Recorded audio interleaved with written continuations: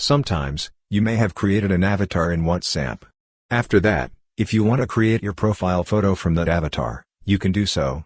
In this video, we will explain how to create a profile photo from your WhatsApp avatar.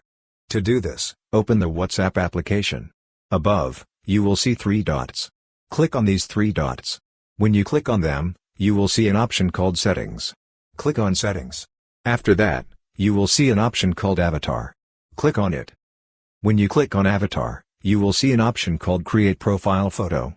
Click on it. Here, you will see some suggestions. Select the avatar you like. For example, I am selecting this avatar. After that, below, you will see a background option. You can select whichever background you want.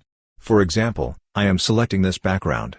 If you want to edit this avatar, click on Edit Avatar. Here, you can make changes to the avatar. If you want to change your dress, you can do so. There are options for hair, makeup, face, and body. After making your changes, click on the Save button, and the avatar will be saved. Once everything is complete, you will see a tick button at the top. Click on this tick button.